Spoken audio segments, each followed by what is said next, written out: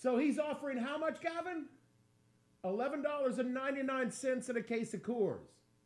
Fuck it, I'll take it.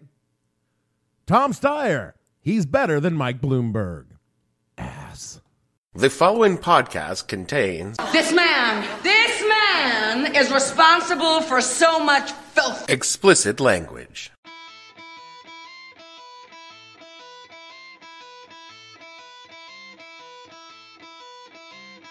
Hello and welcome to the podcast that asks a simple question. When you're offering influencers $150 to post your shit and you didn't offer us one dime, what the hell were you thinking? I'm your host, Dave Bledsoe, and this is a Friday, February 21st, 2020. No Money Man Can Win My Love edition of the show, where we talk about the billionaire who would save the Democratic National Committee from the evils of socialism. Stay tuned.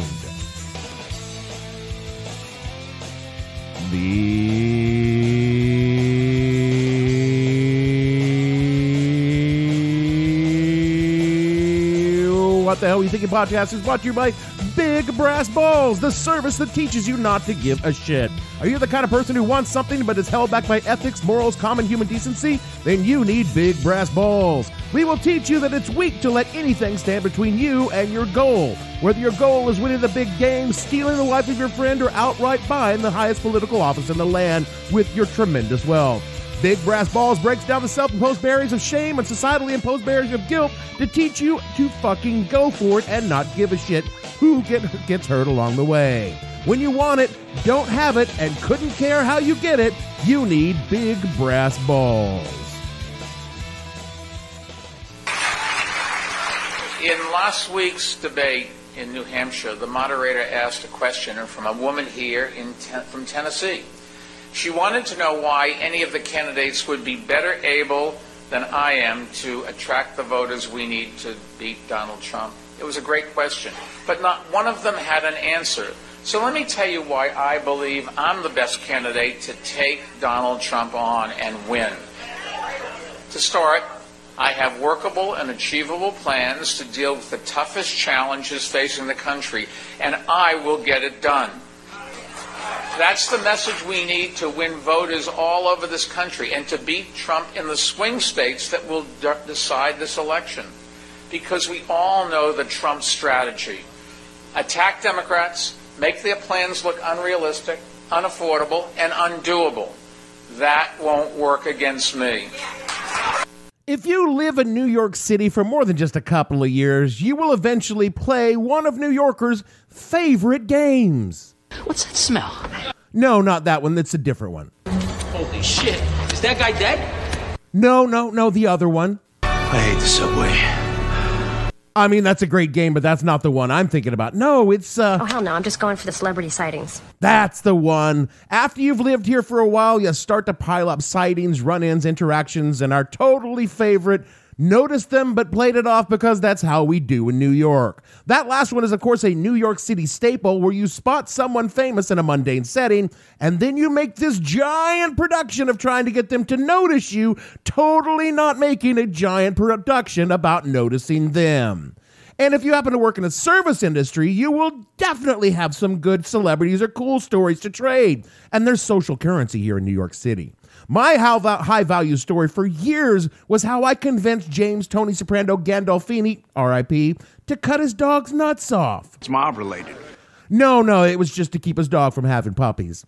For every cool celeb story you have, you also must have at least one famous asshole interaction. FIIs are when rich famous people act exactly the way we assume most rich famous people act all the fucking time. And to be clear, my positive interactions far outweigh the negative ones with famous people who are, for the most part, people just like any other, just with a shitload more money. Except for one guy. This guy. My superpower is that I'm rich as shit. Made a lot of money on Wall Street. Then he laid out a lot more money selling computers to people who work on Wall Street. Now, his oldest daughter was a client of the vet clinic I worked at and was in one day for an appointment before flying out with her dad on their private jet. My boss was late as shit as usual, and the rich dude's daughter got into her appointment about an hour after it was scheduled. This meant her rich dad was stuck waiting for her because of my shitty boss. And said rich dad proceeded to call the clinic and blew a fucking fuse on me, the guy who just answered the phone and had nothing to do with the situation, who had in fact actively tried to avoid it entirely. Rich dad was rude, profane, and just a real dickhead. Yeah, that's the word I would use. This guy was so rich, so famous, he didn't even need to pull the whole "do you know who I am" card, because everyone in the fucking city knew who he was, because just a few months before this happened, he had been the mayor of the entire fucking city. Yeah, I was called a useless piece of shit and fucking moron by none other than billionaire douchebag and former mayor of New York City and current candidate for the Democratic nominee to president of the United States, Michael Bloomberg. Should he win the presidency, he will be the second president of the United States to call me a useless piece of shit and a fucking moron. All I can say about the other incident is do not piss off Jimmy Carter. Are you making this up? Maybe. Only the part about Jimmy. The other part actually happened. It probably shouldn't come as a surprise that I am not a fan of Mike Bloomberg. And in all honesty, my not fandom goes back quite a bit before I'd even moved to New York. I came up in 2004 to visit my friends, and in the bar, I fished out a pack of cigarettes, and everyone's like, You can't smoke in here. and I was all like, I just watched a guy in a business suit take a shit in a Times Square trash can, and you're telling me I can't smoke in a bar? But I get it. I mean, no one should get cancer from me because they also serve me a beer. Still, didn't make me think much of my soon-to-be adopted city's mayor.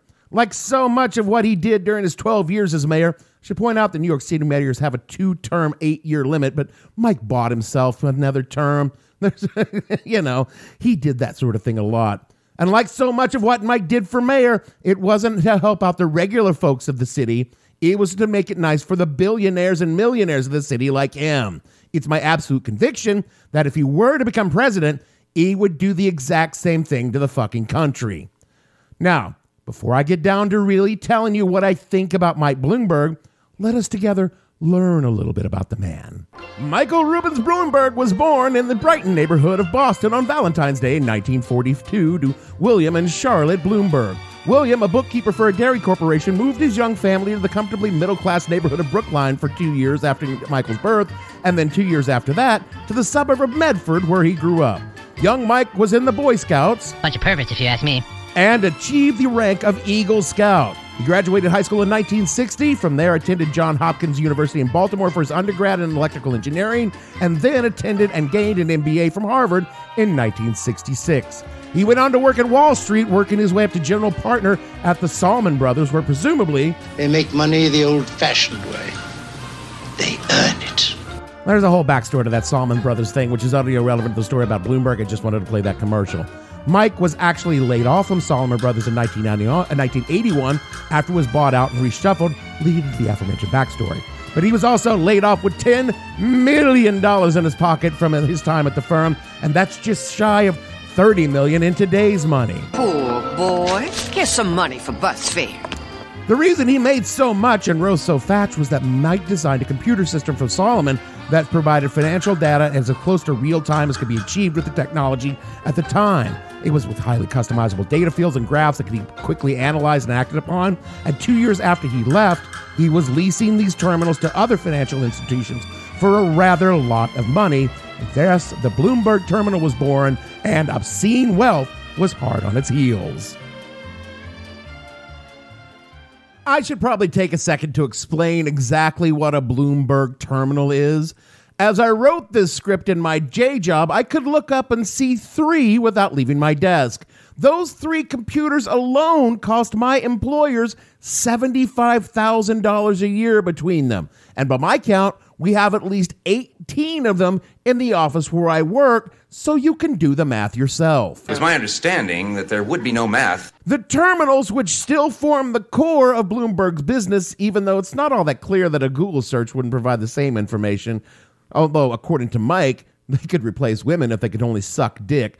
Bloomberg managed to launch a media empire that includes now Bloomberg News, Bloomberg Radio, Bloomberg Message, Bloomberg Tradebook, and aside from the short-lived and ill-conceived Bloomberg Financial Boom Boom, which featured women holding spreadsheets and little else, his businesses have made Mike a very rich dude, like $64 billion rich. Last year, Forbes listed him as the 12th richest man in America, and LetThemEatCake.com listed him as the third against the wall when the revolution comes. Pointless aside, LetThemEatCake.com is a real website for a bakery, and it's owned by a lovely woman named Lori in Providence, Rhode Island, with an AOL email address. I'm assuming she's been squatting on that domain like a frickin' genius since the early 90s. Back to Mayor Bloomberg, who became mayor in New York City in 2001 when he ran with the support and endorsement of then Mayor Rudolph Giuliani, the mayor of 9/11. He ran as a Republican. He ran again as a Republican in 2005 and won. And then in 2009, after obtaining a pass from his pet city council, ran for a third time as an independent since George W. Bush had put the stank on being a Republican in the city after trashing the economy. What was life in New York City like under Mayor Bloomberg? Let me, and again, I lived through it, but let me quote from an article in City and State New York from 2018.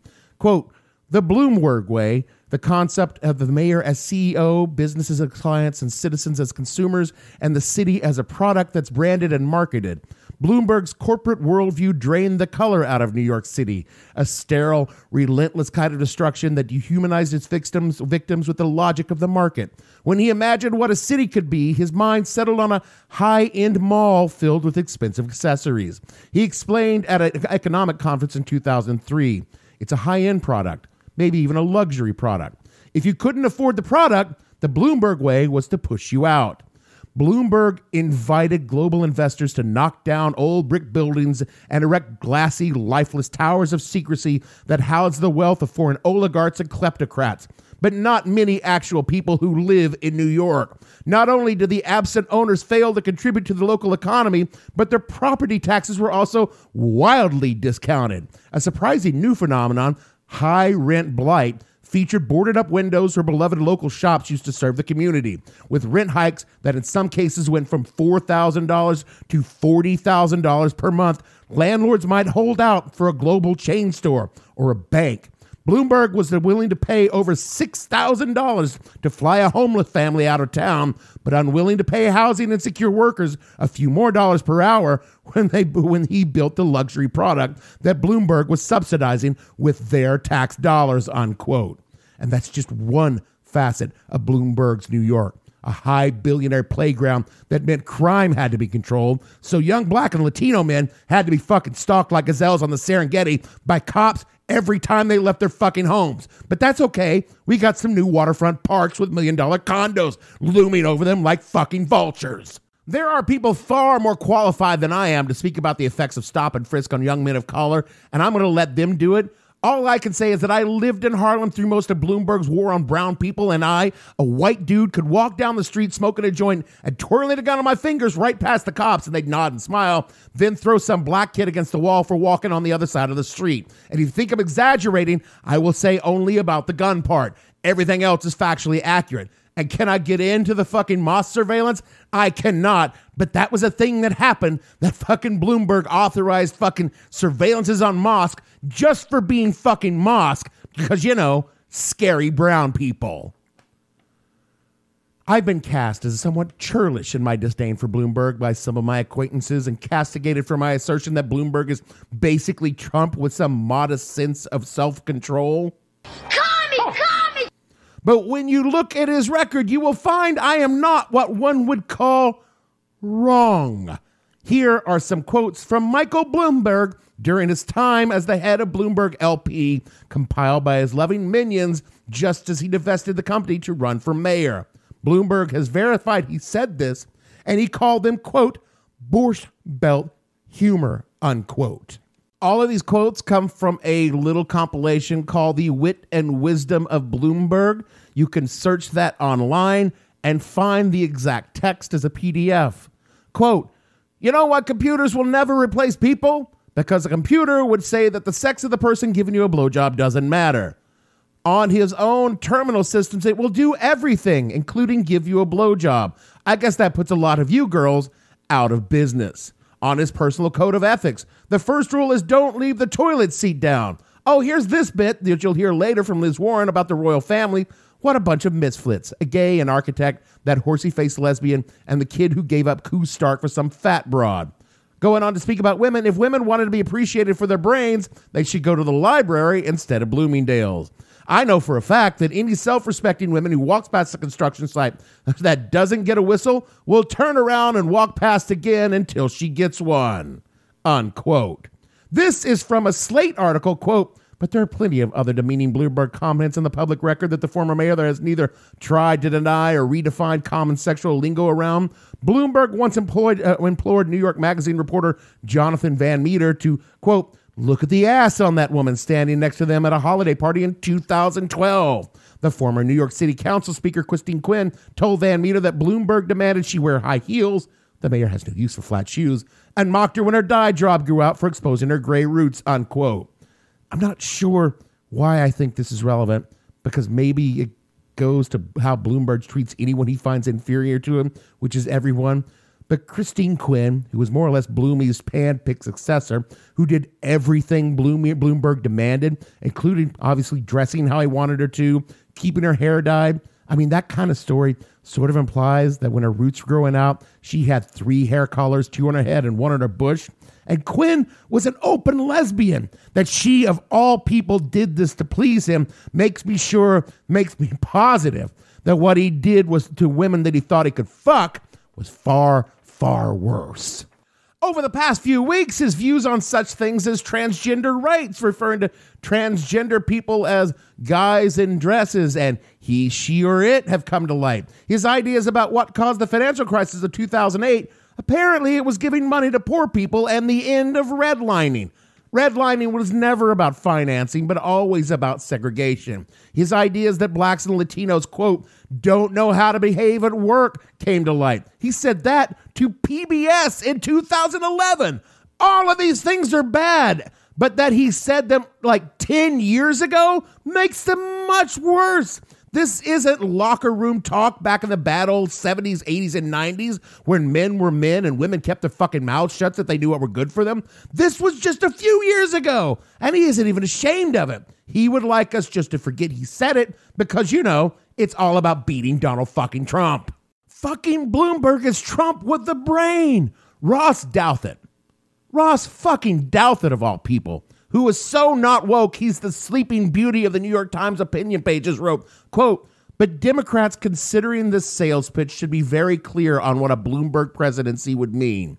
Bloomberg does not have Trump's flagrant vices, though some of his alleged behavior of women is pretty bad, or his bald disdain for norms and rules and legal niceties, and so a Bloomberg presidency will feel less institutionally threatening, less constitutionally perilous than the ongoing wildness of the Trump era, in addition to delivering at least some of the policy changes that liberals and Democrats desire. However, feelings can be deceiving. Trump's authoritarian policies are naked on his Twitter feed, but Bloomberg's imperial instincts, his indifference to the limits on his power, are a conspicuous feature of his career. Trump jokes about running for a third term. Bloomberg actually managed it, bulldozing through the necessary legal changes. Trump tries to bully the FBI and undermine civil liberties. Bloomberg ran New York as a miniature surveillance state. Trump has cowed the Republican Party with celebrity and bombast. Bloomberg spent his political career buying organizations and politicians that might otherwise impede him. Trump blusters and bullies the press. Bloomberg literally owns a major media organization. Trump has Putin envy. Bloomberg hearts Xi Jinping of China. Unquote. Look, I'm some blathering libtard podcaster, but when Ross Douthat, the fucking arch-Catholic, people should be virgins and abortion should be fucking basically the death penalty, says it, you might want to fucking pay attention. Because Bloomberg doesn't bother with issues or consensus. He just buys people from the other side and tells them to say nice things about him. As the mayor of New York, he donated vast sums of money to black churches and community organizations that had influences in the black community. The heads of those organizations said nice things about Mike every damn time they opened their mouth, and the press ran them saying those nice things in response to criticisms by people beneath Mike's threshold to bribe. He's doing the same thing now. In 2018, he donated to Emily's List, the organization helping to organize and fund women candidates who were pro-choice.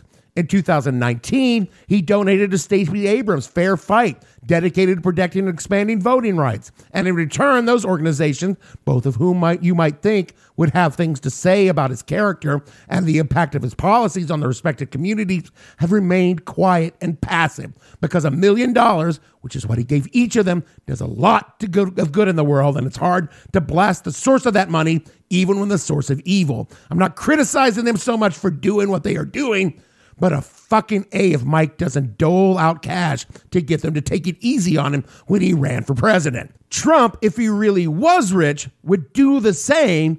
He isn't, so he doesn't. All of this probably leaves you with the question, who exactly wants Bloomberg to be president? It's the Republicans. Yeah, because Mike is a fucking Republican. Among Democrats, however, he's not exactly as popular. During the Democratic debate in Nevada Thursday, the other 5 candidates, you know, the ones who actually did the fucking work of campaigning, had to fucking go to Iowa and New Hampshire and eat the corn dogs and shit, other than just buying votes. They showed the weaknesses of this little Bloomberg guy and what I can only compare to a bar brawl where the entire bar beats the shit out of some little guy who wandered in and started talking out of his ass. Good God, Liz Warren murdered him so bad. I haven't seen a murder like that in Las Vegas since Tupac got shot. I'd like to talk about who we're running against. A billionaire who calls women fat broads and horse-faced lesbians.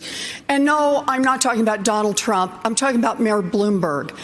Democrats are not going to win if we have a nominee who has a history of hiding his tax returns, of harassing women, and of supporting racist policies like redlining and stop and frisk. Look, I'll support whoever the Democratic nominee is, but understand this.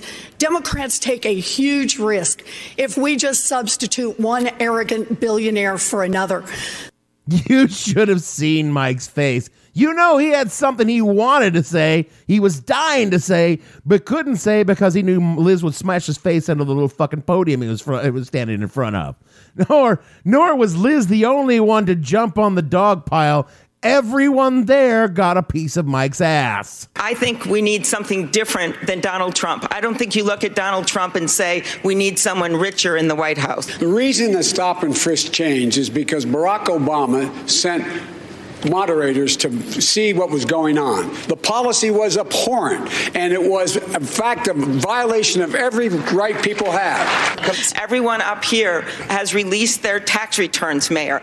I think, and it is a major issue because the President of the United States has been hiding behind his tax returns. Maybe we should also ask how Mayor Bloomberg in 2004 supported George W. Bush for president. If we're going into the election of our lives against a president who rose to power by cynically exploiting the frustration of ordinary Americans feeling like leaders weren't speaking to them, then I think that turning to someone like Mayor Bloomberg, who thinks he can buy this election, is no better a way to succeed than turning to somebody like Senator Sanders, who wants to burn the House down. You got knocked the fuck out! Mike just stood there with a blank look on his face as he got toted out of that fucking debate like I do out of a bar at fucking 2 a.m. on a Wednesday. The second Bloomberg walked on the debate stage, he opens himself up to the very thing he never really faced before. People that couldn't be bought or bullied by his money. The other 5 candidates had a vested interest in exposing every shitty thing Mike had said or did in his entire life live on national television to be viewed by 20 million people and then repeated on an endless looping by cable television for days, weeks to come. And look, that shit happened to Donald Trump in 2016, but here's the difference.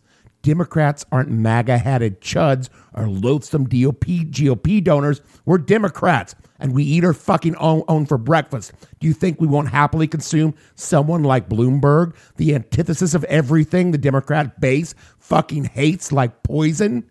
All right, boys, time to eat.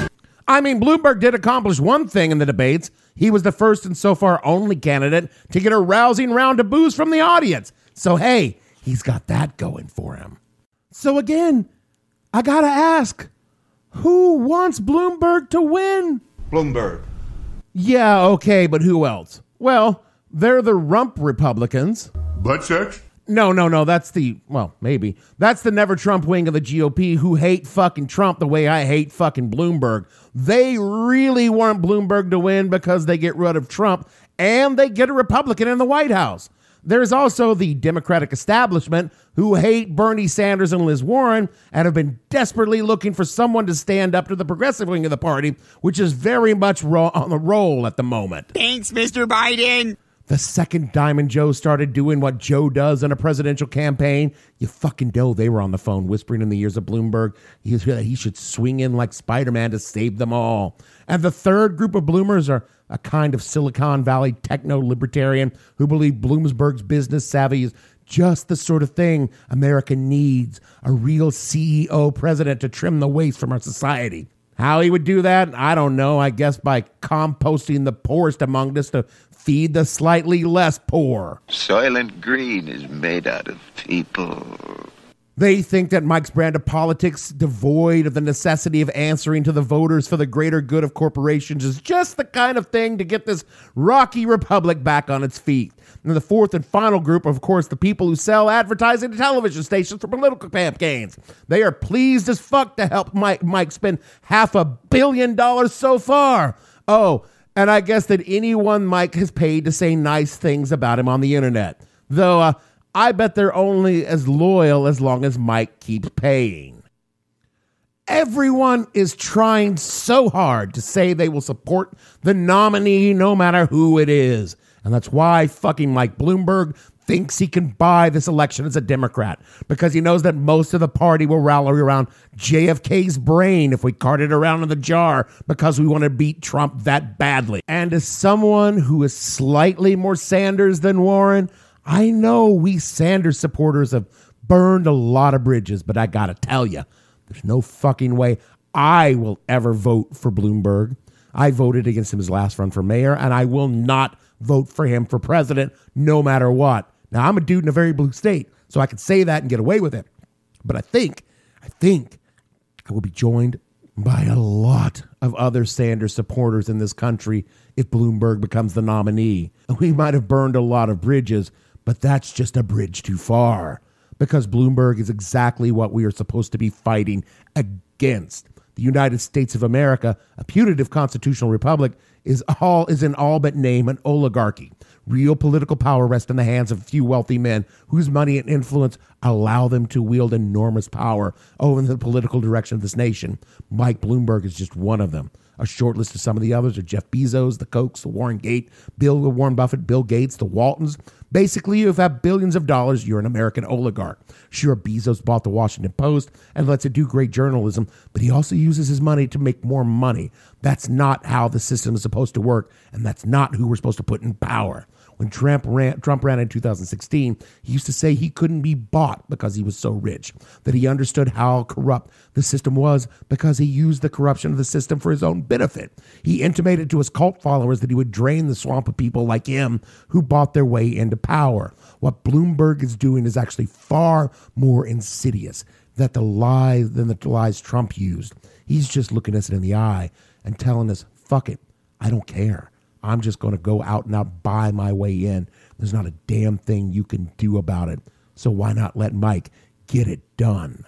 What Bloomberg understands is that a significant percentage of Americans are really fucking stupid and will do what the television tells them to do. I mean, they do it every goddamn day. How else can you explain things like Flobies, the Slanket, the fucking shake weight? If you run enough advertisements, people will buy useless, dangerous, and self-destructive shit like Mike Bloomberg. In fact, Mike Bloomberg is the spray-on hair of presidential campaigns. Paint your bald spot? I don't. Do you paint your bald spot? Paint your bald spot? You're sick. If we let Bloomberg win the nomination, we are saying to the world and to ourselves that we just fucking give up. That the entire American experiment is over. We went from a bunch of rich white landowners who wrote a constitution, giving them all the power, and then through 200 some odd years to something that was moving in the direction of a multiracial democracy, to right back to being governed by the rich again. And that's just not something we Democrats are supposed to be in favor of. In the debate, the candidates proved, if nothing else, they recognize this as they dogpiled on the threat to everything we are supposed to be standing against in the form of a tiny autocrat trying to sell himself to the lazy, uninformed, and downright stupid. And you know what's scariest of all? It could still fucking work. Support for this podcast comes from BMO. Should these uncertain times alter your approach to managing Treasury cash? What 4 strategies can help optimize returns? Unpredictable times call for expert insights. Read the article, Corporate Treasury, Optimizing Liquidity in an Uncertain Environment by James Santoro, Managing Director, Liquidity Specialist. Get his expert take at bmocm.com/COVID. That's bmocm.com/COVID. Corporate Treasury. We work here. That is it for our show this week. You know, Bloomberg pays $150 a pop for influencers to say nice shit about him, and maybe if that a little bit of that green had come our way, Mike, we would have backed off on you a little. I mean, $150 to get me out of a couple of jams, but it's too late now, buddy. I'll just put you on blast to like 2 or 3 dozen people. It's over now. Speaking of being over, rate and review and follow on Twitter, donate to Patreon. It's been a long show and honestly, worn out. And all I got to say is for Dave, Gigolo on the Street, Bledsoe, producer, girl with the nasty curls, and all the fictional suckers on this show, we want to say, no money man could win our love. It's sweetness of Bernie and Warren that we're dreaming of. And we'll see you all next week.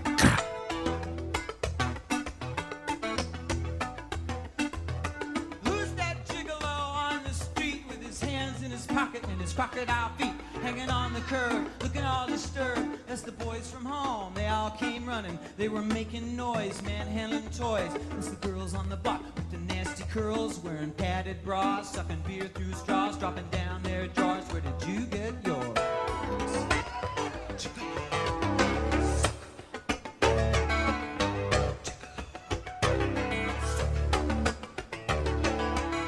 Who's looking good today? Who's looking good in every way? No style rookie. You better watch, don't mess with me. No money man can win my love. It's sweetness that I'm thinking of. We always hang in the buffalo stand. We do the dive every time we dance. I'll make a move, nothing left to chance. I'll make love, nothing left to chance. Don't you get fresh with me.